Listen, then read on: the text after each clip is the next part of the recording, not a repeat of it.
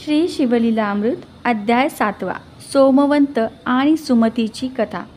सूत म्हणाले, सज्जनहो, विदर्भात वेदमित्र व सारस्वत नावाचे 2 ब्राह्मण एकमेकांचे मित्र होते। त्यांचे पुत्र सुमेधा व सोमवंत हेही मित्रच होते। विद्याभ्यास पूर्ण झाल्यावर त्यांच्या वडिलांनी त्यांना राजाकडे पाठवले। त्यांची विद्वत्ता पाहून राजा म्हणाला, नैषदराजा चित्रांगदाची पत्नी सिमिंतिनी शिवव्रत दिनी दाम्पत्य पूजन करते, म्हणून तुमच्यापैकी एकाने स्त्रीवेश घेऊन दाम्पत्य म्हणून तिच्याकडे जावे। ती तुमची पूजा करून तुम्हाला द्रव्य देईल व या कामाबद्दल मीही अपार द्रव्य देईल। मग त्याने सोमवंताला श्रीवेश देऊन सुमेधासह सिमिंतिनीकडे पाठवले।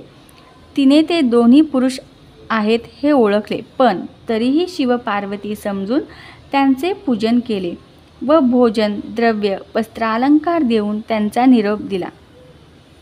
मार्गामध्ये सोमवंताला आपण स्त्री झाल्याचे लक्षात आले व तो सुमेधाकडे रतिसुखाची मागणी करू लागला। सुमेधाने त्याची कान उघडणी करून त्याला घरी नेले। तेथे आपला मुलगा स्त्री झाल्याचे कळताच सारस्वताने त्याविषयी राजाला जाब विचारला।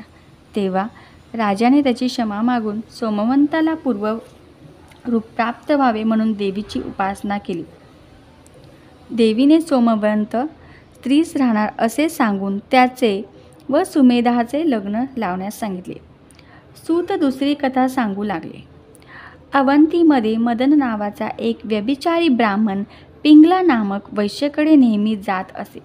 एके दिवशी त्यांनी ऋषभ नावाच्या शिवयोग्याची सेवा केली, म्हणून दुसऱ्या जन्मात पिंगला सिमिंतिनीची कन्या कीर्ती मालिनी झाली।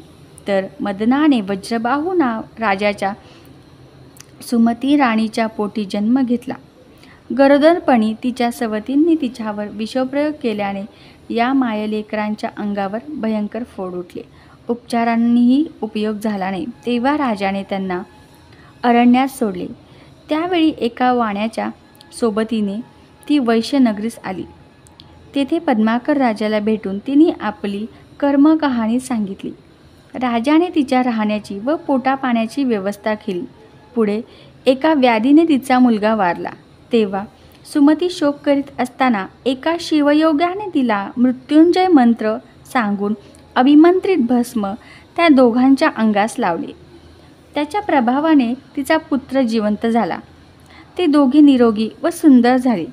शिवयोगाने तिच्या पुत्राचे नाव भद्रायू ठेवले व त्याला अनेक आशीर्वाद देऊन तो गुप्त झाला।